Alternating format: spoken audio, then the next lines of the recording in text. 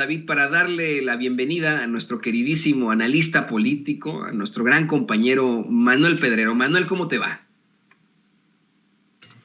Hola, Toño, muy buenos días. ¿Cómo te va? Muy bien, gracias al creador en este lunes 17 de enero, un día bastante representativo para los Estados Unidos, debo de decirlo, el día de Martin Luther King, así que en especial un fuerte abrazo a cada uno de nuestros compañeros, amigos y paisanos que viven en los Estados Unidos y a toda la audiencia de Sin Censura aquí reportándonos. ¿Cómo estás? Gracias por acordarte de esa gran fecha. En efecto, hoy es el día del doctor Martin Luther King. Si pueden ver aquí atrás de mí, yo tengo el discurso, parte del discurso que pronuncia precisamente el doctor King, ese gran luchador por los derechos civiles aquí en los Estados Unidos. Ese discurso que es conocido como I Have a Dream, yo tengo un sueño, en el que el doctor King pues aspira a la igualdad en este país, a que un día sus hijos sean juzgados por sus actos, por sus acciones y no por el color de su piel. Muchas gracias, querido Manuel, por recordar esta gran fecha. Así es, hoy conmemoramos al gran luchador, al doctor Martin Luther King. Y bueno, pues hablando de situaciones indignantes, porque bueno, lo que se vivía acá en Estados Unidos era verdaderamente indignante y se vive todavía, ¿no? Ante la desigualdad. Creo, querido Manuel, que se desvirtúa muchas veces ese discurso por parte de la ultraderecha para que ellos queden como los luchadores por los derechos civiles, los que están denunciando las injusticias, cuando son ellos, desde la ultraderecha, los grandes provocadores del racismo, del clasismo, de la desigualdad, de los gastos innecesarios. Fíjate, me lo mandaba hace rato Ceci para comentarme que quieres platicar de este tema. Una tal Denise Ramos, que yo no conozco, no quiero que me pase como con el amigo Van Pipe, que no tenía ni idea de quién era antes, y hasta cantinflé como Margarita Zavala al referirme a él. Yo no tengo ni idea, lo aclaro desde ya, quién es Denise Ramos, pero bueno, una tal Denise Ramos que asegura que escribe libros y da conferencias, tuiteó y yo sé que tú eres muy decente, pero yo se lo tengo que poner de esta forma.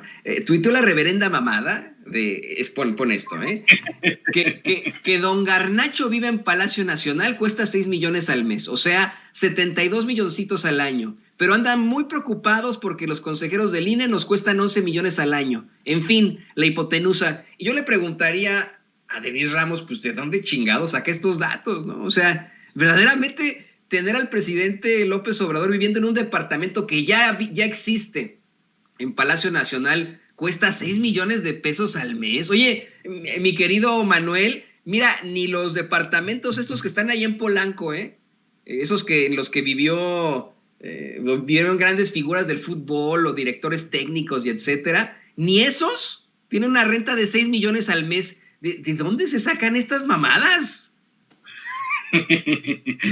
Ay, es un gran día para para estar a favor de la transformación y un pésimo día para ser opositor desde hace, que será el 1 de diciembre de 2018. Sí, mira, envié este tweet y la verdad que todavía encuentro todavía más de personajes, como tú ya lo citabas, a esta señorita o señora, no sé si se vaya a ofender como Sandra Cuevas cada vez que le dicen señora, Ramos, en la cual pues sustento dice que Palacio Nacional tiene un gasto en promedio de 6 millones de pesos, nada más porque Andrés Manuel López Obrador vive ahí. Bueno, para empezar y volver a repetir y repetir y repetir hasta que se programe en cada mente, ¿no? Porque esto es información y la información es bastante valiosa.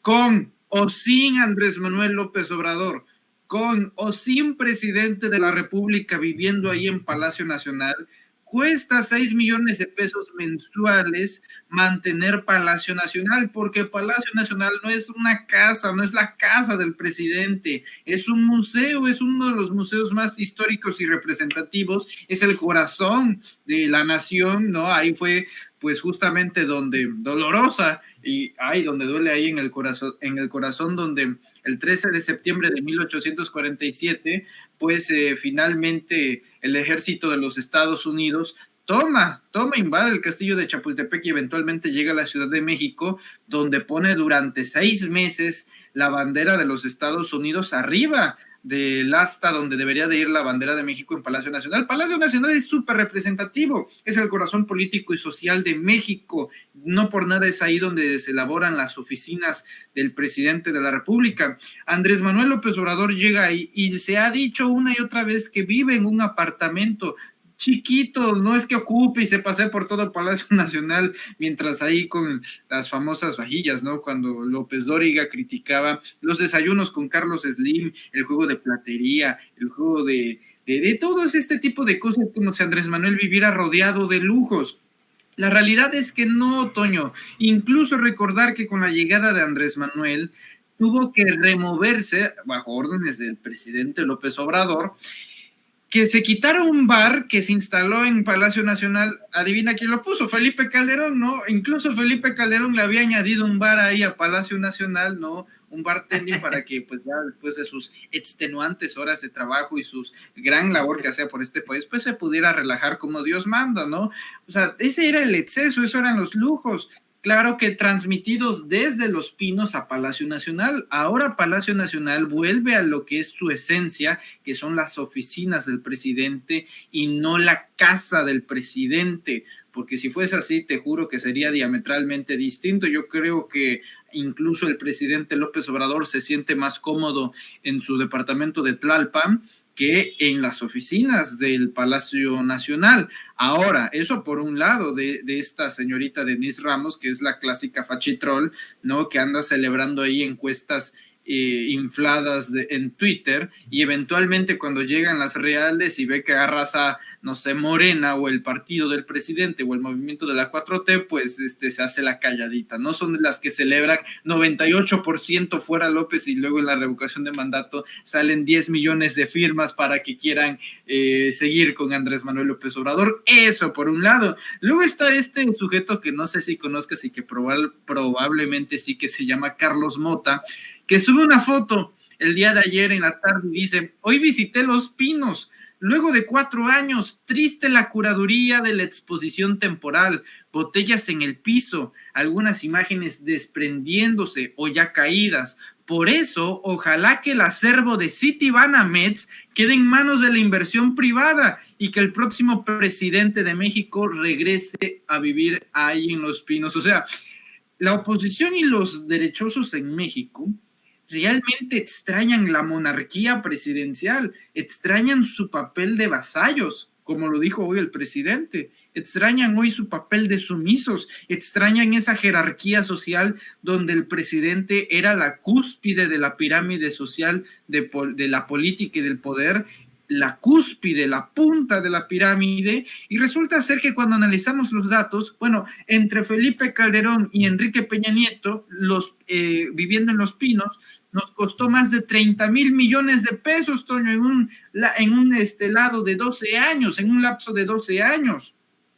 Si aquí la queja es que por la manutención de un museo, como lo es Palacio Nacional, cuesta 6 millones de pesos mensuales, pues hagamos cuentas, 30,000 millones de pesos, porque ahí Los Pinos no era un museo en esos entonces, llegó a ser un museo a partir de 2018, ahora que Los Pinos eran la vivienda presidencial y la manutención de los presidentes, su estrafalario estilo de vida era de 30,000 millones de pesos, bueno, que ahorita se mantenga un museo en 6 y que en parte viva el presidente, y yo creo que representa un gran cambio. Al final de cuentas es paja, pero es necesario que incluso el más, no quiero ser grosero, pero el más perdido, vamos a ser decentes, el más perdido, pues se informe. Palacio Nacional no es la casa del presidente, Palacio Nacional es un museo que le pertenece a cada uno de los 127 millones de mexicanos y también de los paisanos, es nuestro patrimonio. Y pues a diferencia de los sumisos entreguistas como Carlos Mota, pues yo no deseo, al igual que millones,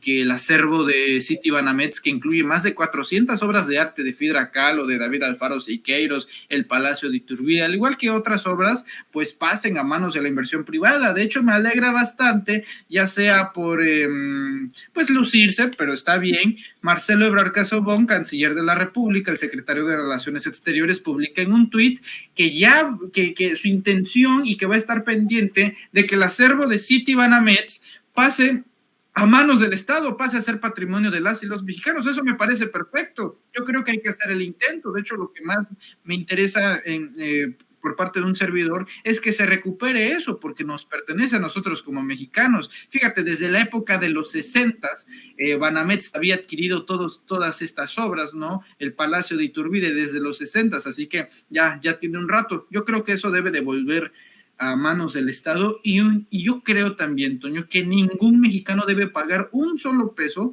para conocer su historia, para explorarla, para interactuarla. Es un derecho inalienable que deberíamos de tener, pero desgraciadamente estos ven capitalismo en todo.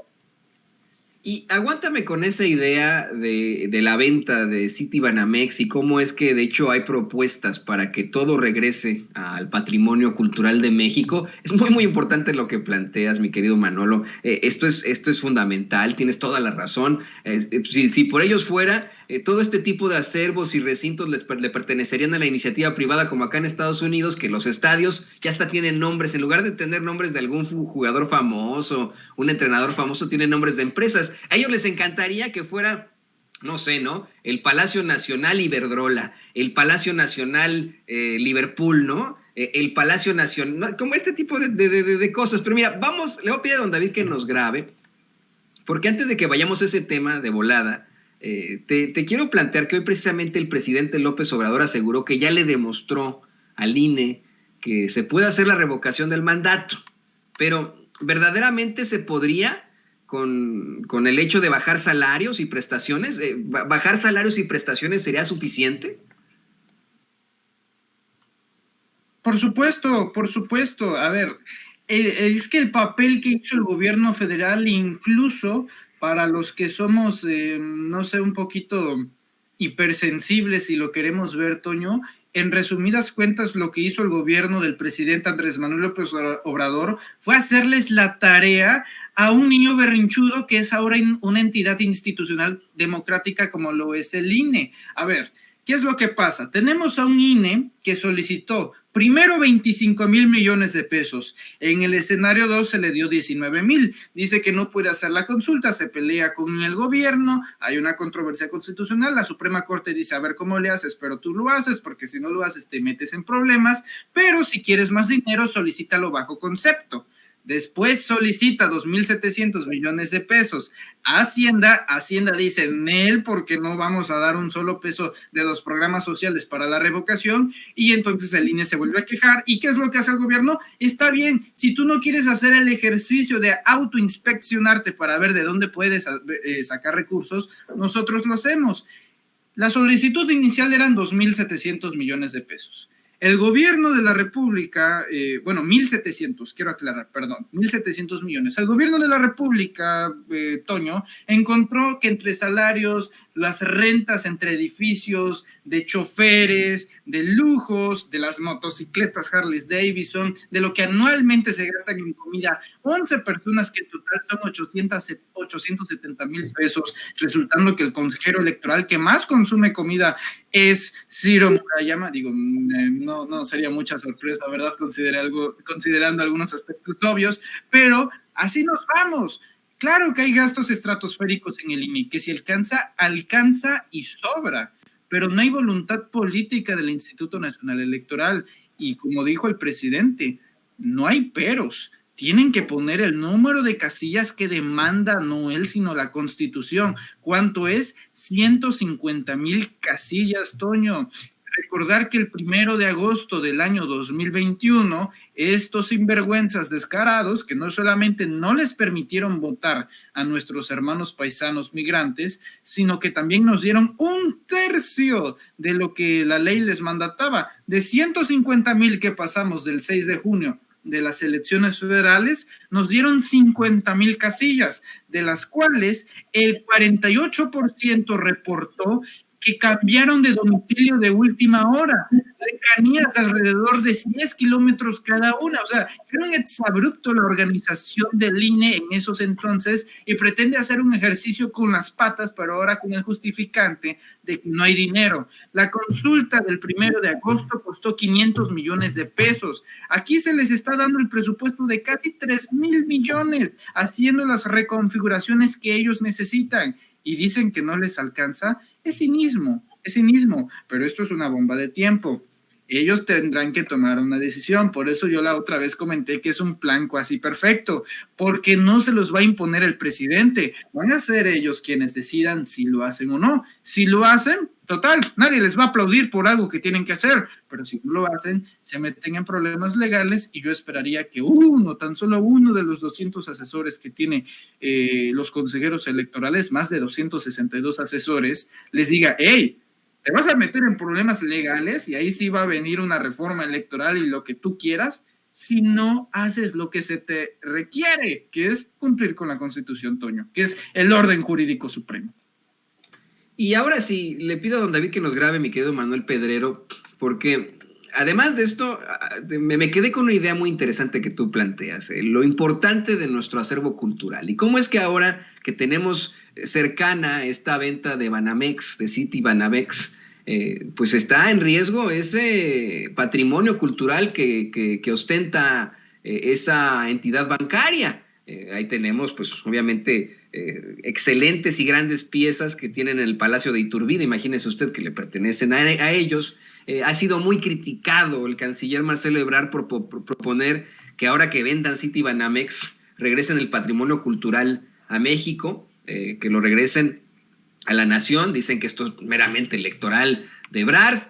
Será el sereno, dirían por ahí, pero yo estoy convencido con eso. Yo creo que no pueden de pronto hacer la venta, meterse las manos a los bolsillos y caminar hacia el extranjero en City Banamex. Ese es patrimonio de México y como mexicanos creo que no deberíamos permitir que se lleven el acervo al extranjero, Manuel.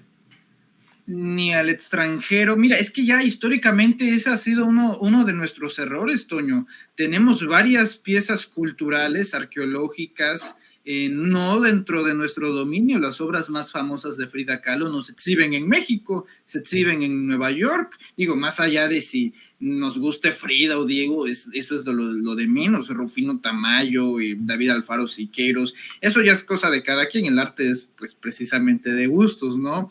Pero las obras más famosas de los mexicanos no se encuentran en nuestro país, se encuentran justamente en el extranjero. A ver, la gente hace fila en los museos de Nueva York para ver las obras más icónicas de Frida Kahlo. Como no hay obras de Frida Kahlo acá, entonces la gente va a Coyoacán, ¿no? A la Casa Azul a ver a Frida, ¿no? A hacer fila. Y yo cuando fui la última vez, Toño, es increíble la fila que hacen los extranjeros, los turistas, para ver y visitar la casa de Frida Kahlo, ¿no? Donde ahí recreó sus obras más famosas. En el caso de otros artistas o piezas prehispánicas, ¿no? Como el penacho, ¿no? El penacho de Moctezuma, que justamente hasta te acordarás que Beatriz Gutiérrez Müller fue incluso a una misión diplomática a Europa, incluso a los códices con el Papa, pues para tratar de ni siquiera adquirir para el Estado, sino para que se los prestaran y lo pudiéramos exponer en la conmemoración de los 500 años de la resistencia heroica de los pueblos indígenas ante la conquista brutal y sanguinaria de los españoles, ¿no? De Castilla.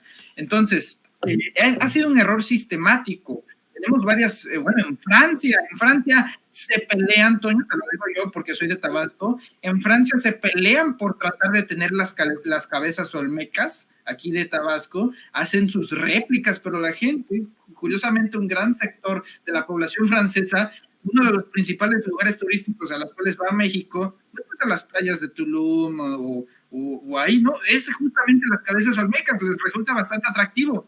Decía un famoso arqueólogo argentino en la época de los 90, yo desearía que Argentina tan solo contara con un 10-20% de lo que tiene en México, porque seríamos una potencia turística en materia arqueológica, en materia artística, y ese es el problema. Lo mejor de nuestros artistas, de nuestras culturas, no se encuentra dentro de nuestro país. Oye, no se llevaron las pirámides nomás porque estaban bastante pesadas, si no se las llevaban y las capitalizaban.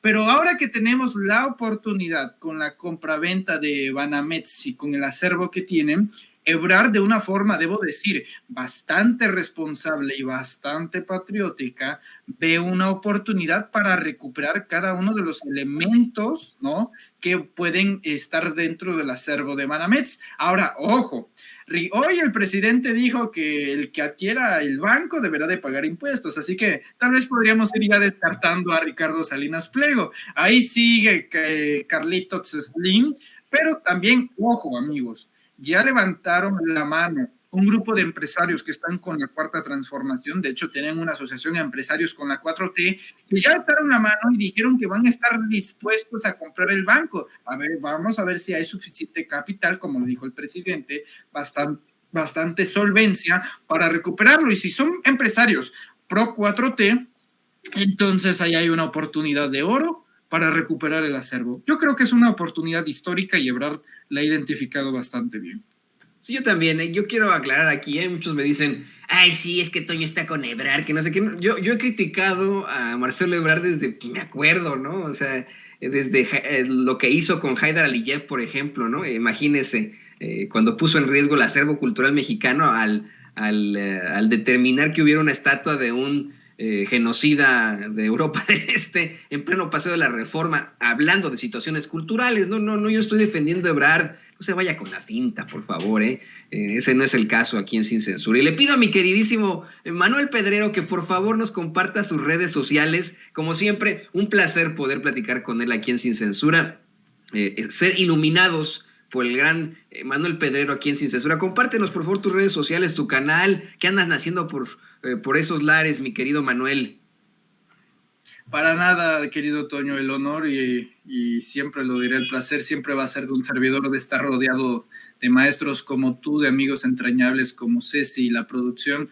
Para siempre, por siempre, un placer. Y también nos pueden encontrar, como siempre recomendamos y solicitamos el respaldo de la bella audiencia de Sin Censura, a que nos acompañen y que se suscriban al canal de YouTube Manuel Pedrero, que no se pierdan las transmisiones en vivo informando lo más actual del día a día del país y de los medios internacionales en Sin Máscaras a las 4 de la tarde y también en el Notifierro a las 8, así que nos vemos el día de hoy 2 veces a las 4 de la tarde en Sin Máscaras en vivo y en el Notifierro a las 8 en vivo. Por lo pronto yo me despido, querido Toño, cuídate mucho, fuerte abrazo a todos, bendiciones enormes. Nuestro gran amigo analista político Manuel Pedrero aquí en Sin Censura. Y grábenos, don David, mire.